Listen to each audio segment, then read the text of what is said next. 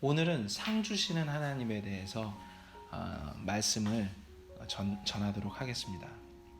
좋으세요? 상 주시는 하나님? 그러면 상을 받아야겠죠? 그 상을 주시는 걸 거부하는 건 주님께서 원하시는 게 아닙니다. 선물 주시는 걸 거부하게 되면 어떻게 되죠? 지옥 가요. 임팩 아니에요. 선물 주시는, 구원의 선물을 주시는 걸 거부하고 저 됐어요, 전 그거 받을 만한 가치가 안 되는 죄인이에요 하면 지옥 가요. 그리고 그 이후에 선물도 주셨을 뿐만 아니라 구원 외에 플러스로 이 상을 너희들에게 주마라고 이야기하신 건 주님의 명령이고 준엄한 말씀입니다. 이거 잘 받드셔야 됩니다. 히브리서 11장 6절 말씀이 본문 말씀입니다. 히브리서 11장 6절 말씀입니다.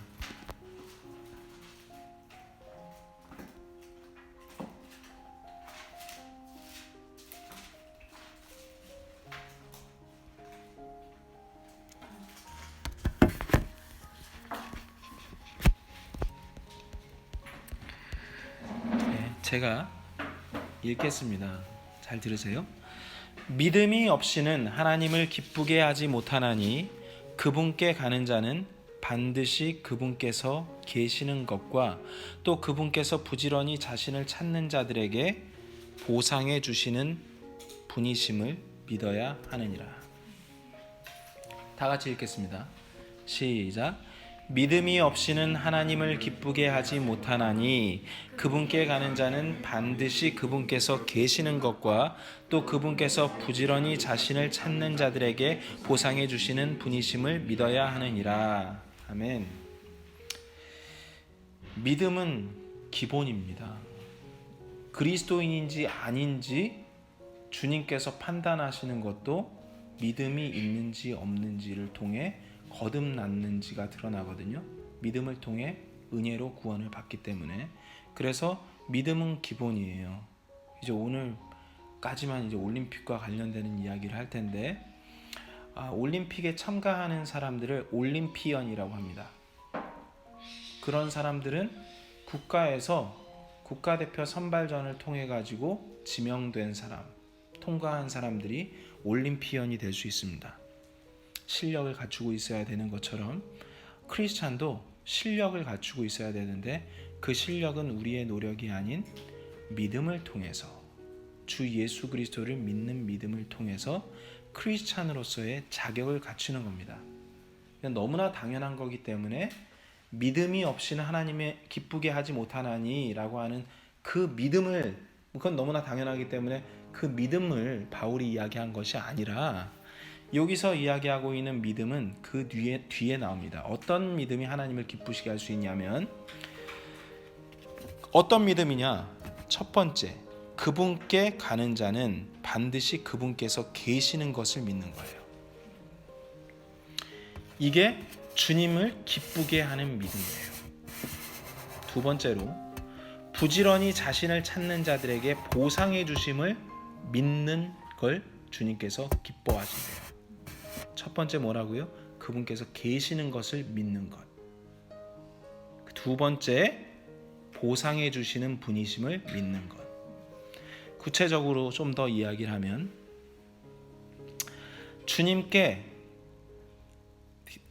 그분께 나아가는 자가 있는데요.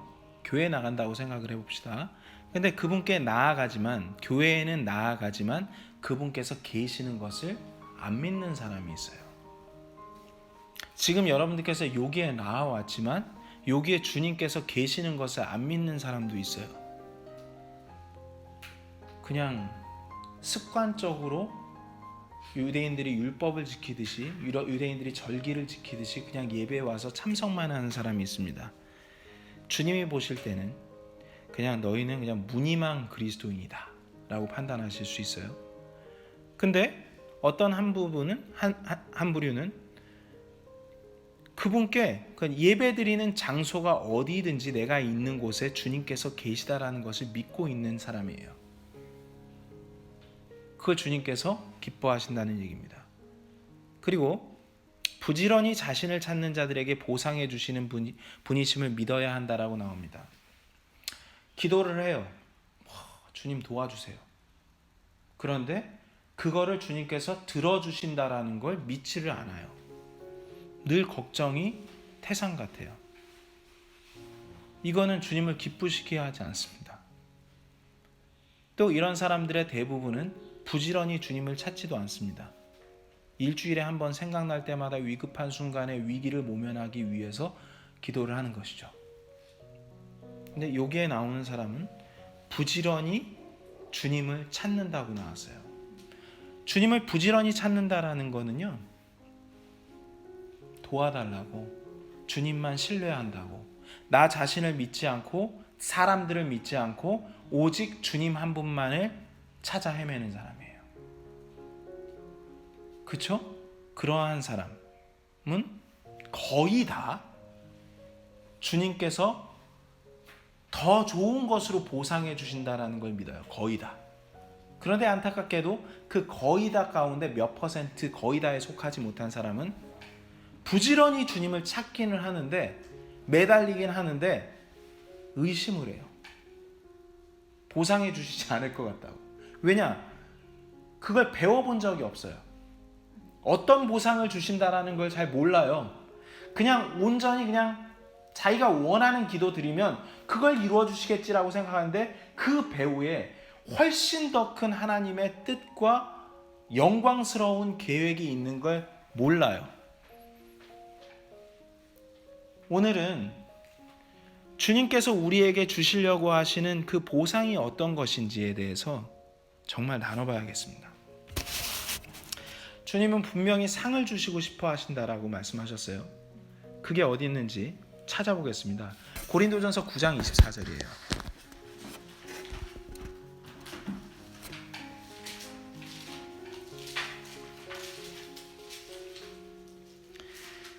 제가 읽겠습니다. 경주할 때에 달리는 자들이 다 달릴지라도 한 사람이 상을 받는 줄을 너희가 알지 못하느냐. 그 뒤에가 중요하죠. 너희도 상을 받도록 이와 같이 달리라.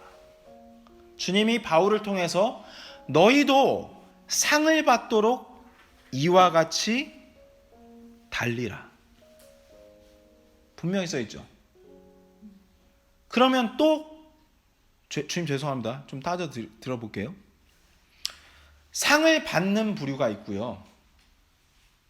참가하는데 의의가 있는 부류가 있어요. 올림픽도 그렇죠? 올림픽은 뭐 금메달이 다가 아니랍니다. 그냥 천국에 들어가는 사람이 있고요. 천국에서 상을 받는 부류가 있어요.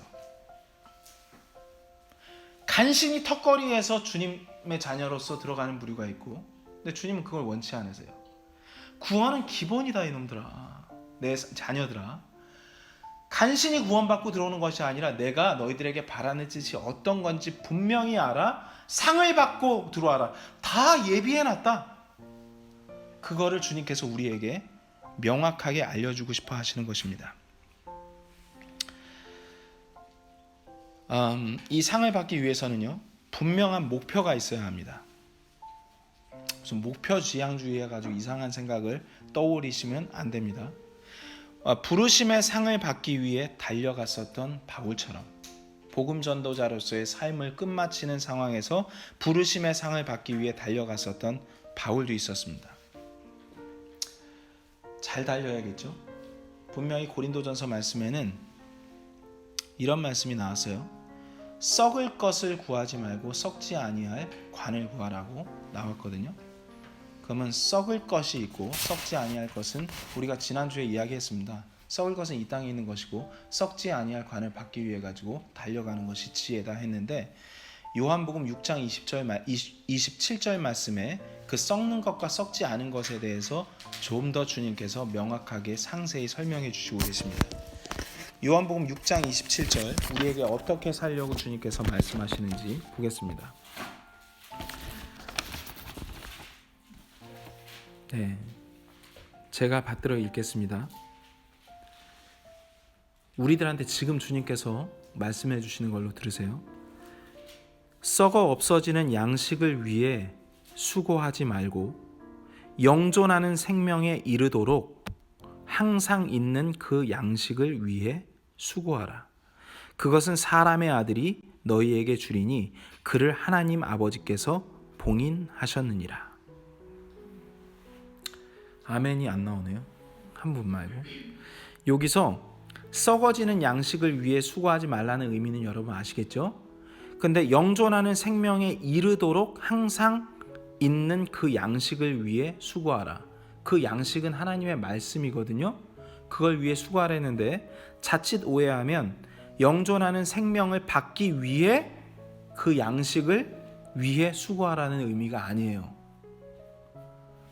여기서 이야기하는 unto everlasting이라고 하는 얘기는 영존하는 생명에 우리가 그 시간이 다 될 때까지, 하늘나라에 입성할 때까지, 그때까지입니다. 우리가 이 인생이 끝날 때까지 하나님의 양식을 먹는, 그리고 그 삶을 사는 대로 노력하라고 주님께서 말씀하시는 겁니다. 대현아, 알겠지? 잘 아시겠죠? 그래서 이렇게 주님께서 우리에게 말하시는 것은 육신의 것들을 구하지 않고 하나님께서 말씀하신 영적인 양식대로 주님께서 가르쳐 주시는 법칙이 있어요. 어떤 식으로 가야 되는지 룰이 있어요. 그 룰대로 걷는 것에 대해서 말씀하십니다. 이제 구체적으로 여러분들하고 주님께서 주신 말씀을 나눌 텐데요. 줄치셔도 되고요. 이거 기억하셔야 돼요. 분명하게 아셔야 돼요. 그래야지 허공을 치는 자처럼 권투하지 않고요. 그리고 끝까지 달리지를 못해요. 방향이 틀려가지고 잘 모르게 되면. 그래서 달려갈 길을 여러분들께서 달려가시는 그러한 시간, 자신감을 갖는 시간 가도록 하겠습니다. 성경에서는 우리에게 주시는 그 5가지 관이 있습니다. 개역 성경에서 멸류관이라고 얘기하고 킹제임 성경에서는 크라운이라고 이제 이야기를 하고 있어요. 이 5가지 관은 여러분 어떻게 생겼을까요? 엄청 멋있을 것 같죠? 지구상에 가장 비싼 관을 가지고 있는 사람이 있는데, 머리에 쓰는 관인데 엘리자베스 여왕입니다. 엘리자베스 여왕이 가지고 있는 관에는 2783개의 다이아몬드가 붙어 있습니다. 네, 그리고 277개의 진주가 돌아가면서 박혀 있습니다. 그리고 구하기 힘든 이따만한 사파이어가 18개가 박혀 있습니다. 그리고 11개의 에메랄드가, 선별된 에메랄드가 거기에 붙어 있고요. 그리고 5개의 큰 루비가 곳곳마다 장식되어져 있습니다. 이렇게 생기진 않았어요. 그런데 그 값어치는 이 세상의 어떤 것보다도 비할 바 없이 귀중할 겁니다. 그 5가지 관에 대해서. 여기서 이야기하는 거 왕관이잖아요. 근데 성경에서 이야기하고 있는 관에는 2가지가 있는데, 이렇게 주님이 쓰셨던 왕관에 대한 그 헬라어 원어가 있고요. 그리고 우리들에게 주신다라고 하시는 이 5가지 관에는 승리자에게 주는 월계수 관 같은 것들을 의미합니다. 그래서 그 관에 대해서 이 원어로는 스테와노스라고 하는 단어로 이제 쓰여져 있는데요. 승리자에게 주어진 보상이다 라는 뜻으로 써 있어요. 그래서 주님께서는 우리가 참가자가 되지 않고 승리자가 되기를 원하셨기 때문에 이 5가지 관에 대해서 분명히 기록하셨던 겁니다. 그럼 첫 번째 주님께서 우리들에게 주시는 관이 있는데, 디모데후서 4장 7절 8절 말씀에 관이 나와요. 그 이름은 Crown of Righteousness라고 하는 관입니다. 의의 관. 디모데후서 4장 7절 8절.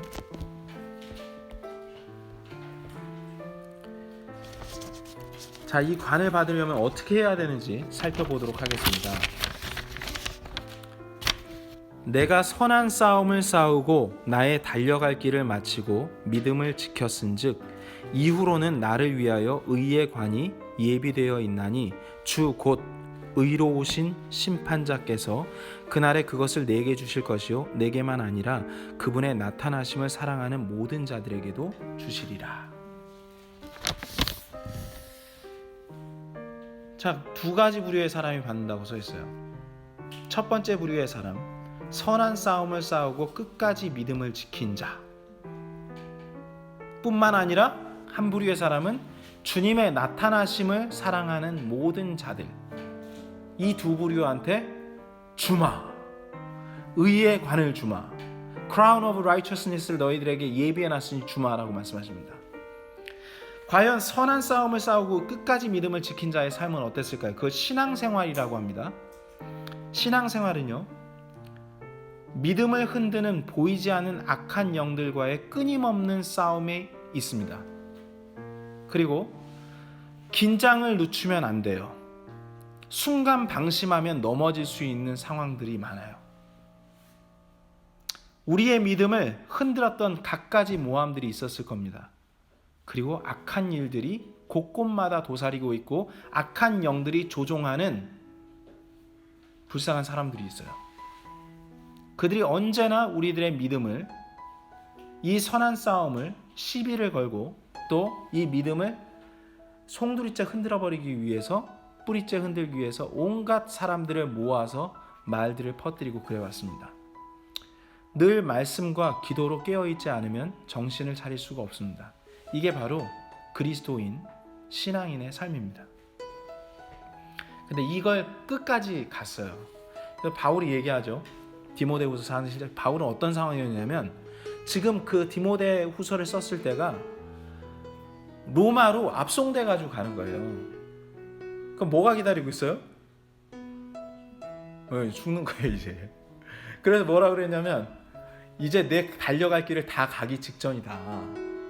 이제 끝이다. 이제 주님께 마지막 피날레로 내 생명 드리는 것밖에 안 남았다.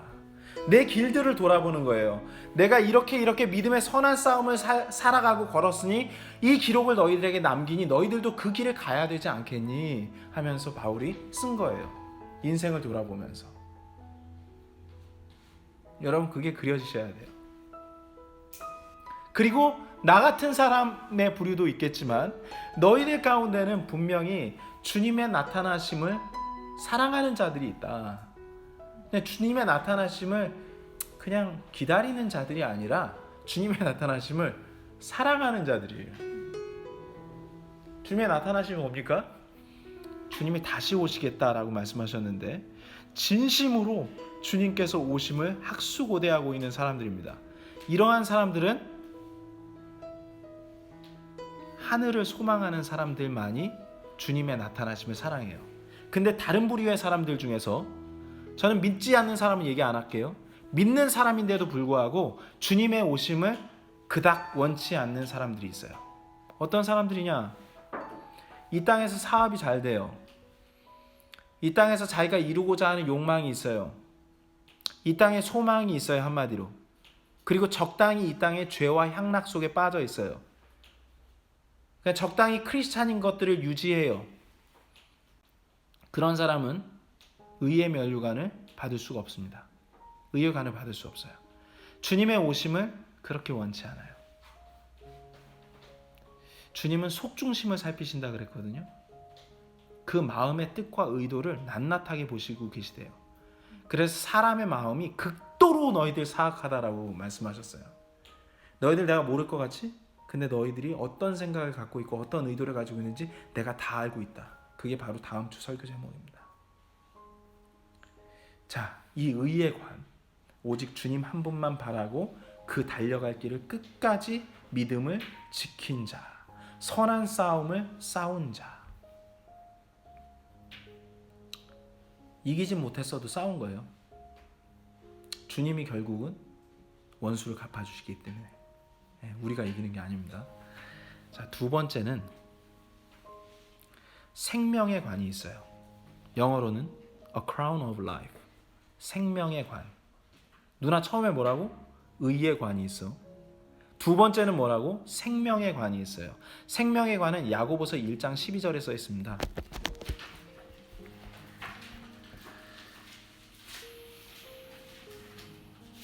저는 분명 의의 관은 선한 싸움을 싸운다 그랬어요. 야고보서 1장 12절 읽겠습니다. 시험을 견디는 자는 복이 있나니 그가 단련을 받은 뒤에 주께서 다시 야고보서 1장 12절 시험을 견디는 자는 복이 있나니 그가 단련을 받은 뒤에 주께서 자신을 사랑하는 자들에게 약속하신 생명의 관을 받으리라. 시험을 받는다고 해서 그 생명의 관을 받는 게 아니죠. 시험을 견뎌야 한대요. 그 시험을 견디면 그게 복이래요. 왜냐하면 생명의 관이 단련을 받은 뒤에 오기 때문에. 그러니까 시험은요, 여러분들을 단련시켜요. 그리고 그 단련 뒤에 여러분들한테 상금을 주십니다. 상금. 그게 바로 생명의 관입니다.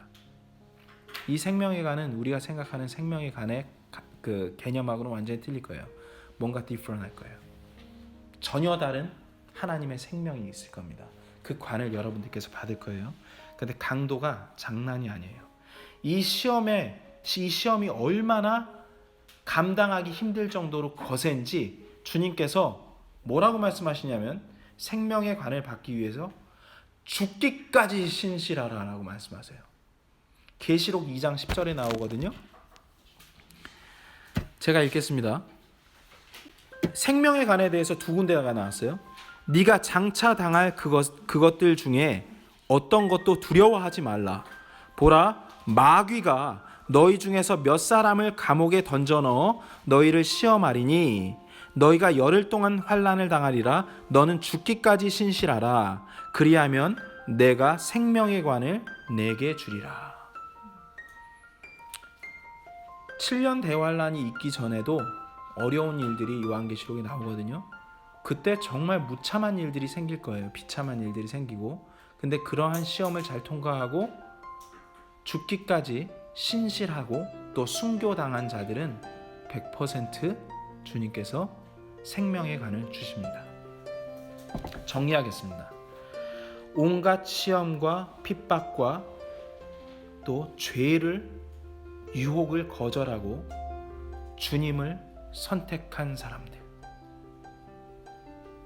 생명마저도 주님의 영광을 위해서 초계처럼 버린 사람들, 그런 사람들이 생명의 관을 받습니다. 물론 주님께서 그 마음의 생각과 의도를 살피시기 때문에 그것이 객기로 죽었는지 참 주님만을 바라고 주님의 영광만을 생각하며 죽었는지 이제 드러나게 됩니다. 아셨죠? 그러니까 의의 관과 생명의 관에 대해서 이야기했습니다. 세 번째, 주님께서 상을 받기까지 달리라라고 말씀하신 세 번째 관이 있는데 그것은 영어로 A Crown of Rejoicing 이라고 해서 환희의 관입니다. 환희의 관은 데살로니가전서 2장 19절에서 20절 나와 있습니다.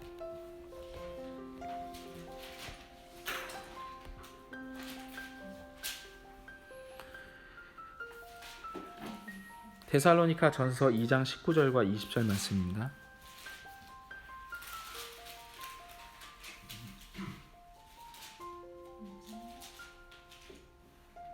19절, 20절. 우리의 소망이나 기쁨이나 환희의 관이 무엇이냐? 우리 주 예수 그리스도께서 오실 때에 그분 앞에 있을 바로 너희가 아니냐? 너희는 우리의 영광이요 기쁨이니라. 요 앞절을 다 읽게 되면 바울이 데살로니가 전서에 이 편지를 쓸 때 받게 되는 그 대상이 누구냐? 바울을 통해서 주님을 영접한 구원의 열매들이에요. 그리스도인들이, 거듭난 그리스도인들한테 하는 거예요. 그러면 이 환희에 가는 구원받은 그리스도인들, 즉 영혼 구령의 열매를 맺은 사람들한테 주님께서 주시는 겁니다. 복음 전도자들한테 쏟아지겠죠. 잃은 영혼들을 주님께로 이끈 사람들, 인도한 사람들한테 주는 것입니다. 그래서 복음을 전하는 것입니다. 명확하게 알고 복음을 전해야죠. 주님께서 주세요. 근데 바울은 이것에 대해서, 복음을 전하는 것에 대해서 너무나 당연하게 생각했어요. 영광으로 생각했어요. 주님과 함께 동역하는 것에 대한 그 영광에 비할 바가 없다고 생각을 했기 때문에 바울은 너무나 당연하게, 그거 이따가 제가 더 정확하게 이야기할 겁니다. 자, 인간이 갖는 최고의 기쁨 중에 하나가 있거든요. 그게 뭐냐? 빌 게이츠 얘기를 들어봐, 워렌 버핏 같은 사람들 예를 들면 그 사람들은 인간이 누릴 수 있는 최고의 것들을 벌었잖아요. 돈, 명예, 권력 다 가졌잖아요. 그 사람들이 어디 출신이건 상관없이 얘기하는 겁니다. 근데 그것들로 만족이 안 되기 때문에 마지막 하나를 하는데, 그게 뭐냐? 재단을 하나 만들어요. 자선단체. 그래서 남한테 자기의 재산을 환원해요. 사회에 환원해요. 그걸 인간이 느낄 수 있는 최고의 만족이요 기쁨이라고 생각하는 것처럼 성경에 나와 있는 것도 뭐라고 말씀하시냐? 구원받은 사람들이 그들의 바울에게 가장 큰 기쁨이었다고 써 있어요. 기쁨이라고. 여러분, 선물 받을 때 받는 사람의 기쁨보다요, 그 선물을 주는 사람이 더 기뻐하는 거 아세요? 정말 그래요. 줄 때 그 희열이 훨씬 더 크대요. 그래서 여러분도 그걸 주셔야 돼요. 거저 받은 거 있죠. 여러분 구원받을 때 기뻤죠. 근데 복음을 전해보세요. 근데 복음을 전하는데 그 사람이 구원을 받아요. 나는 내가 받은 걸 거저 줬는데 그 사람이 구원을 받는 모습을 보면 내 마음은 그 사람 명확히 받아야겠죠. 너무너무 기쁜 겁니다. 그리고 두 번째, 또 기쁨 중에 하나가 내가 사랑하고 존경하는 분이 나를 인정해 줄 때, 그건 영광이거든요. 바로 주님은 누굴 구원하는 데 있어서 주님 혼자 하셔도 돼요. 근데 우리를 불러서 쓰세요. 그래서 주님께서 환희의 간에 대해서 얘기할 때 마지막에 주님께서 이야기하신 게 이겁니다. 우리의 마음을 너무나 잘 대변해 주셨어요. 바로 구원받은 너희가 우리의 영광이요 기쁨이니라. 너희가 구원받게 된 것이, 야 내가 뭔데 너희들한테 복음을 전했는데, 이건 바로 주님께서 주님의 영광에 동참하게 하신 거다. 그렇기 때문에 이것이 다 같은 자를 사용하여 주신 영광이고 바로 곧 너희가 주님께서 주신 영광이다. 그리고 기쁨이다 라고 말씀하신 겁니다. 나중에 이제 하늘에 올라갔을 때 승훈 형제님이 복음 전한 사람들이 거기 서 있을 거예요. 그때 마음에 있었던 여러 가지 세상의 의심의 안개나 우리를 이렇게 가리고 있었던 육체의 여러 가지 겹겹이 싸고 있었던 생각들이 정리가 되고 그리스도의 성화된 몸을 입게 되면 그것이 얼마나 큰 기쁨과 영광으로 다가올지, 그리고 참 소망으로 다가올지 지금 설명 못해. 인간의 언어로는. 그게 바로 여러분들에게 예비해 놓으신 세 번째 관이었습니다. 네. 그리고 네 번째 관이 있거든요. 네 번째 관에 대해서 좀 고민을 했어요. 네 번째 관을 받는 사람이 따로 정해져 있다라 그래서 좀 고민을 했습니다. 그러니까 베드로전서 5장 2절에서 4절까지 말씀인데, 이것은 A Crown of Glory라고 해서 영광의 관입니다. 베드로전서 5장 2절에서 4절까지 목사님한테만 주신다라고 오해하는 게 있을 수 있는데 한번 읽어보겠습니다. 베드로전서 5장 2절에서 4절까지 너희 가운데 있는 하나님의 양떼를 먹이고 감독하되 억지로 하지 말고 자진해서 하며 더러운 이익을 위해 하지 말고 오직 준비된 마음으로 하며 하나님의 상속 백성 위에 주인처럼 군림하지 말고 오직 양떼에게 본이 되라. 그리하면 목자장께서 나타나실 때에 너희가 사라지지 아니하는 영광의 관을 받으리라.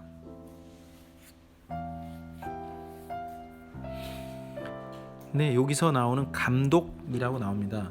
하나님의 양떼를 먹이고 감독하되, 그리고 5장 1절 말씀은 뭐라고 써있냐? 장로들에게 이야기한다라고 나와 있어요. 성경에는요, 목사라는 말은 있나요? 목사 있죠. 예, 목사라는 말이 있고, 그리고 장로라는 말이 있고, 그리고 감독이라는 말이 있는데 이 세 개를 같이 써요. 근데 이 감독과 목사와 그제 또 뭐라 그러죠? 감독과 목사와 장로를 그냥 세 가지로 보는데 이들이 하는 역할이 있는데 그것에 대해서 나오죠. 뭐라고 나옵니까? 양떼를 먹인다라고 나오죠. 말씀으로 먹인다는 얘기예요. 그리고 그들을 감독해요.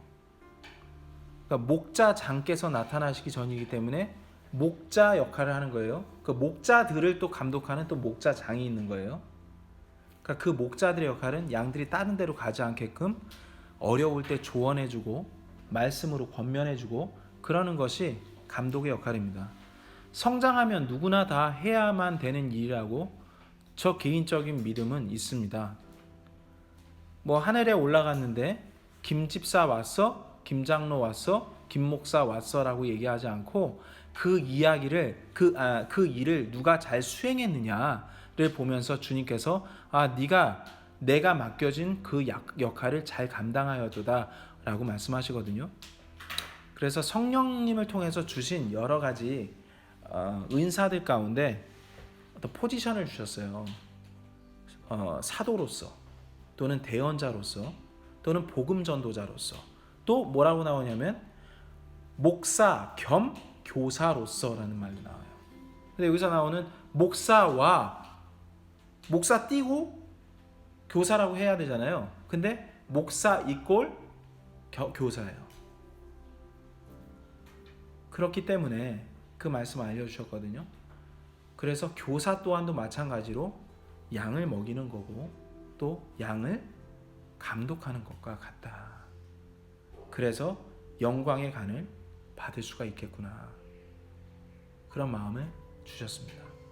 그리고 또 한 가지는 복음 전도자 또한도 말씀을 먹이죠. 그리고 그가 올바로 쓸 때까지 그를 규율하고 감독합니다. 이건 주님께서 판단하실 거예요. 꼭 어떠한 당회나 어떠한 총회나 노회에서 목사로 안수받고 기도한 사람들이 목사가 되는 게 아니에요. 유대인이 다 유대인이 아니듯이 주님께서 인정하고 주님께서 하늘에서 임명해서 그 일을 수행하는 사람이 바로 목자요, 감독이요, 목사라고 할 수가 있겠습니다. 제가 마태복음 28장 19절에서 20절 말씀을 보면서 그 말씀이 맞는지 확인해 보도록 하겠습니다.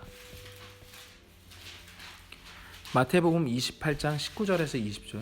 그러니 여러분도 영광의 관을 받으실 수가 있어요, 없어요? 성장하게 돼서 말씀을 가르치고 또 훈육하고 이끌면. 읽겠습니다. 28장 19절. 주님께서 말씀하시죠. 예수님께서 그러므로 너희는 가서 모든 민족들을 가르치고 아버지와 아들과 성령의 이름으로 그들에게 침례를 주며 무엇이든지 내가 너희에게 명령한 모든 것을 그들에게 가르쳐 지키게 하라. 가르쳐 지키게 하라. 맞죠, 여러분? 가르쳐서 지키게 하는 건 훈육하는 것도 감독하는 것도 다 들어있는 겁니다.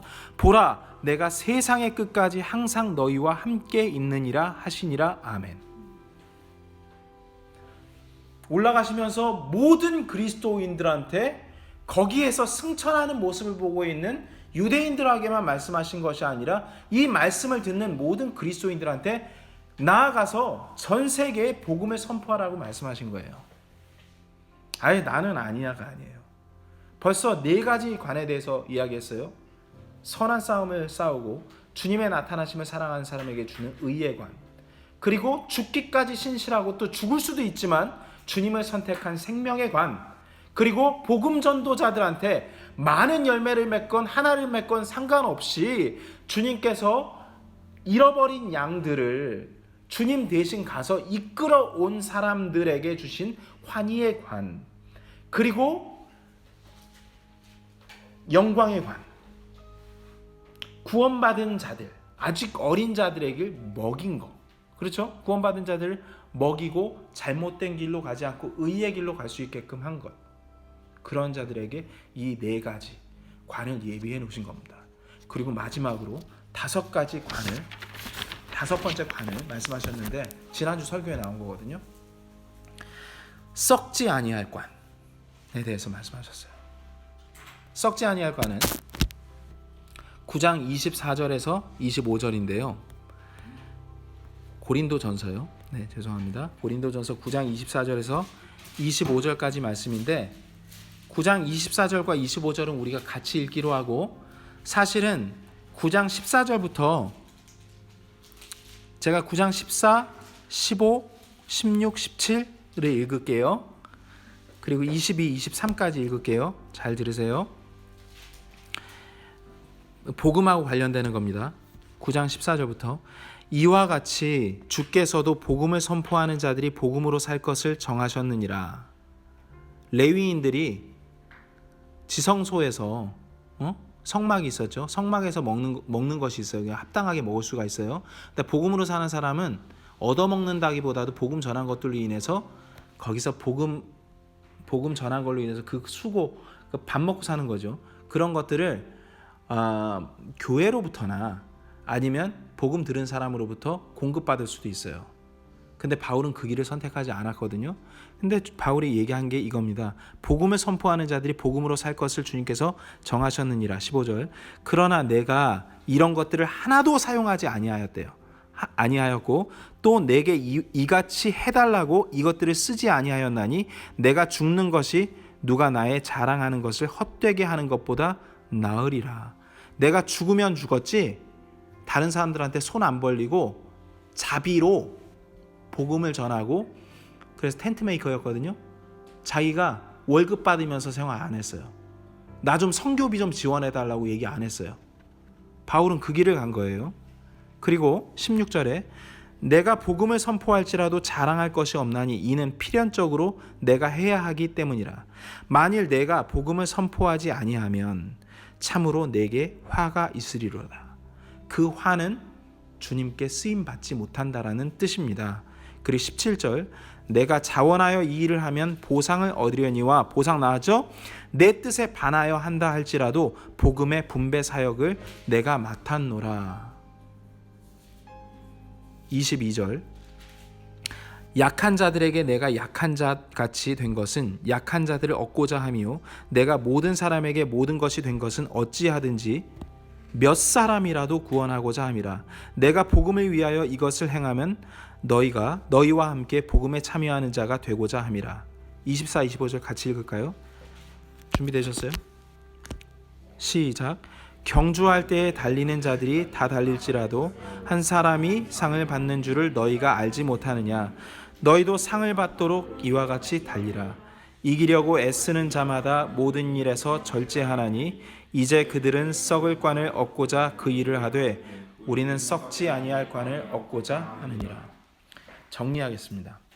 복음 전파를 위해 썩지 아니할 관을 받는 사람은요, 복음 전파를 위해 자신의 마땅히 받아야 될 권리도 포기하고 또 더 높은 하나님의 영광을 위해서 스스로 자제하고 절제하며 복음에 집중한 사람들, 그러한 사람들이 썩지 아니할 관을 받게 됩니다.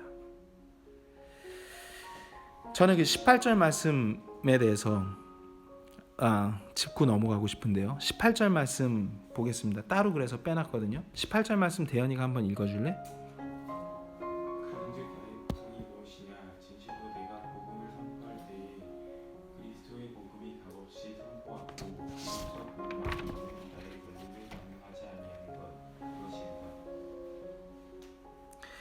바울은 그 복음을 전하는 사역 자체의 보람을 느꼈던 사람이에요. 그냥 그걸 감당할 수 있다는 것에 대한 감사, 하나님께 쓰임 받는 것 그 자체가 최고의 특권이고 영광이라고 믿었던 사람입니다. 그리고 그 감격을 알고 있어요. 하늘에서 받을 걸 아주 또렷하게 알고 있었던 사람이거든요.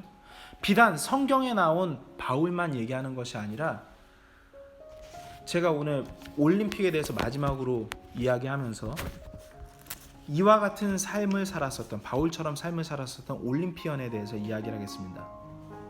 그 사람 이름은 에릭 리델입니다. 에릭 리델은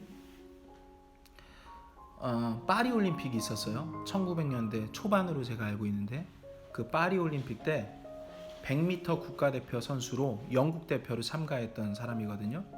태어난 곳은 중국입니다.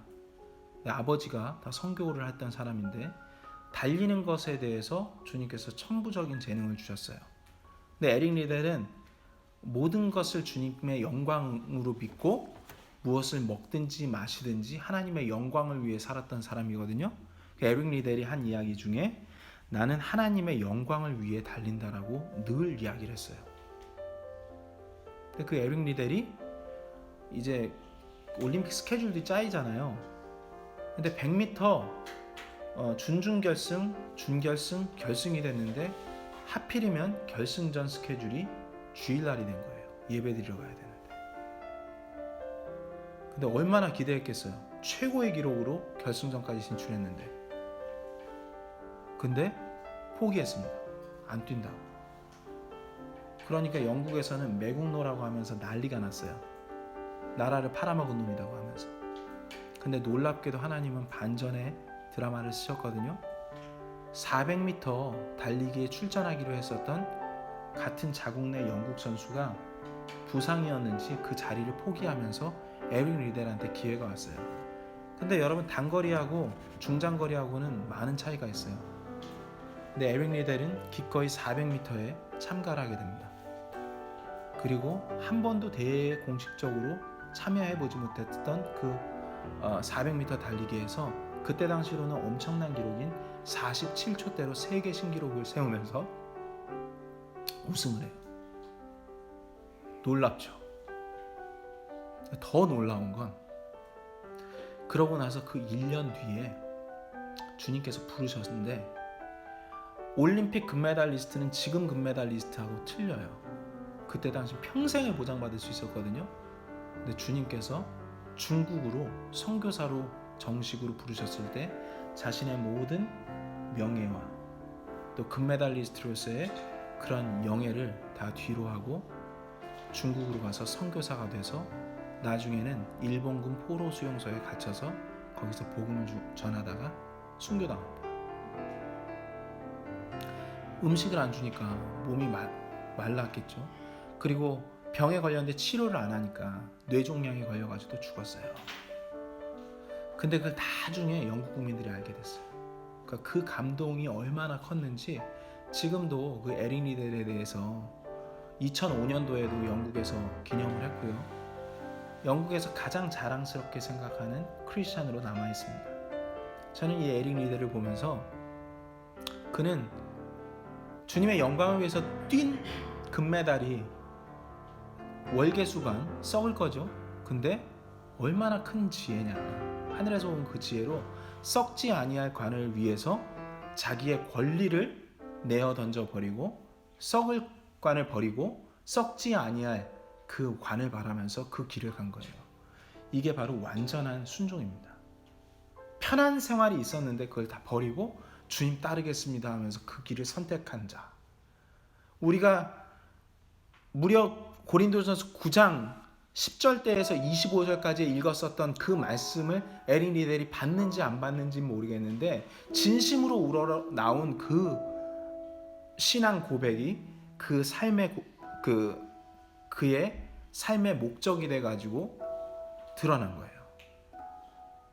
그의 최고의 삶의 목적은 올림픽 금메달리스트가 아니라 하늘에서 받게 될 썩지 아니할 관을 바라면서 끝까지 그 인생을 달렸고 후회가 없었던 겁니다. 오늘 마무리하는 말씀은 고린도후서 5장 10절입니다. 오늘 그 영화 같이 볼 거예요. 대현이랑 세현이랑. 그걸 불의 전차라고 하는 영화인데 누나도 보세요. 1982년도에 만들어진 아카데미상 4개 부분 수상자이거든요. 불의 전차. 꼭 보세요. 봤나 우리 대현이? 세현이 봤나? 안 봤어? 또 봐도 돼. 고린도후서 5장 10절 제가 읽겠습니다. 우리가 반드시 다 그리스도의 심판석 앞에 나타나리니 이로써 각 사람이 좋은 것이든 나쁜 것이든 자기가 행한 것에 따라 자기 몸 안에 이루어진 것들을 받으리라. 자기가 행한 것에 따라 자기 몸 안에 이루어진 것을 받으리라. 우리가 행한 것에 따라서 주시는 신실하신 하나님, 우리는 그분을 기다리고 있습니다. 그분의 다시 나타나심을 사랑하고 있습니다. 그러면 실제적으로 우리가 어떻게 이 길을 걸어야겠습니까? 주님께서 그런즉 너희가 먹든지 마시든지 무엇을 하든지 모든 일을 하나님의 영광을 위하여 하라고 말씀하셨습니다. 우리 의지로는 할 수 없습니다. 주님께서 가시면류관을 쓰셨죠. 우리에게 관을 주시기 위해서, 그 5가지 관을 주시기 위해서 그분이 가시면류관을 쓰신 거예요. 잘 생각해 보세요. 그분이 죽으신 거예요.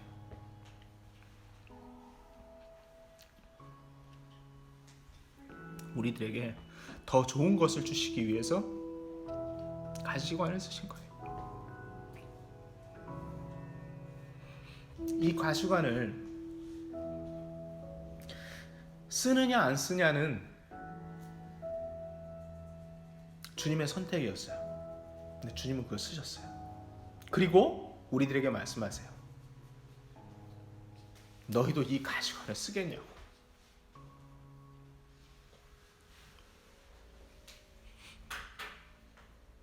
이 가시관이 아파요.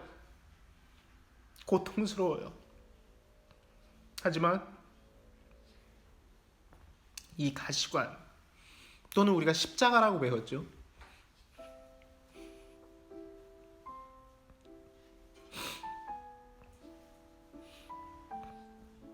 이 가시관을 쓰는 것은 이 세상 최고의 그 어떠한 지혜와 영광보다도 더 높은 하나님의 축복의 길하고 연결되는 겁니다.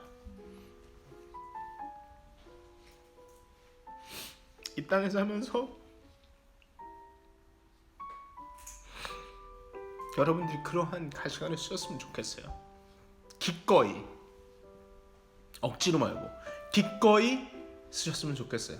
금방이거든요. 주님 오실 날이. 정신 딴 데 팔려 있지 않고 정말 하나님 주님만 바라보는 사람, 적당히 타협하면서 죄와 향락 가운데 들어가지 않고 주님의 나타나심을 사랑하는 사람, 그러한 주님을, 그러한 놀라운 구원을 베풀어 주신 주 하나님 아버지의 사랑을 더욱더 알기 원합니다.